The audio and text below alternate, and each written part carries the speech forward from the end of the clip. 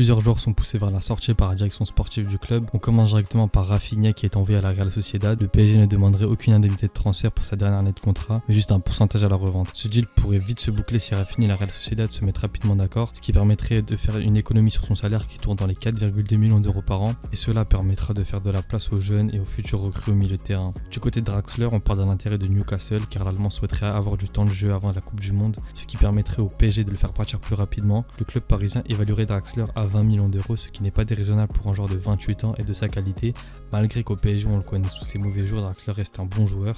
Newcastle serait aussi intéressé par Paqueta, donc on espère que le deal avec Draxler se fasse avant. Pour Herrera, c'est vraiment compliqué car le joueur souhaite rester et se sent bien dans la capitale. Il n'y a pas l'air d'avoir de club qui a manifesté un réel intérêt pour lui, donc il a de très faibles chances de le voir partir cet été. À moins d'un transfert en fin de mercato avec un club qui a besoin d'un milieu de dernière minute. Il est bon de rappeler que d'après Foot Mercato, Herrera a un salaire de 6 millions d'euros par an, ce qui pèse énormément sur la masse salariale. Il a presque un salaire de titulaire. En plus d'être handicapant sur le terrain, il est aussi d'un point de vue comptable, donc il n'y a rien qui va avec lui. On espère qu'il va partir très rapidement, même si je doute fortement. À part peut-être une résiliation de contrat, à voir si c'est possible. Pour Kurzawa, on est dans un cas assez similaire à Herrera. Le joueur se plaît à Paris et malgré un intérêt de Nice qui sont visiblement retirés assez rapidement du dossier avec une nouvelle priorité à ce poste, le joueur n'a aucun club qui veut de lui pour le moment.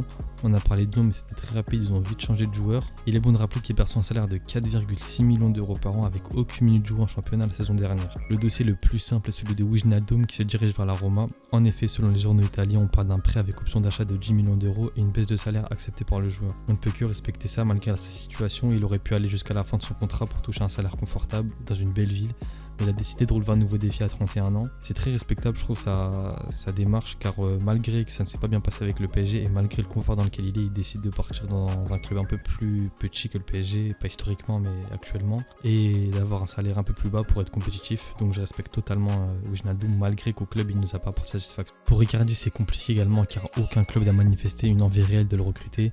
Même si on a entendu des rumeurs sur le Borussia Dortmund, ça s'est vite essoufflé.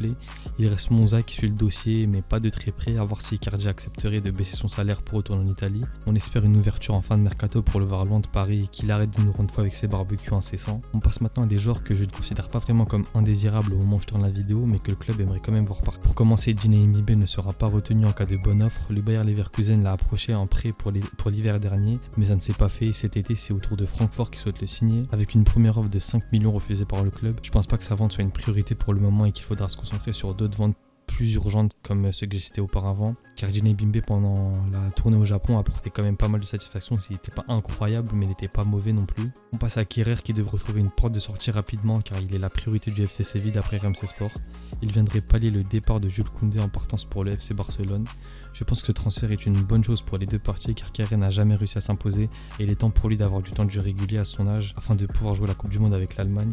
Cela permettrait également au PSG d'avoir une indemnité de transfert avant la fin de son contrat qui est l'été prochain afin qu'il ne parte pas libre. On passe à Gueye qui est également sur le départ. Malgré ses prestations moyennes, je ne comprends pas le petit acharnement qu'il a vis-à-vis de lui sur les réseaux sociaux. C'est sûrement pas le premier jour sur lequel on devrait taper. Il était annoncé du côté de Galatasaray mais il a vite refusé. C'est au tour d'Everton, son ancien club, qui vient aux informations. Et selon l'équipe, il ne serait pas contre un retour en Angleterre. Affaire à suivre, mais c'est en bonne voie.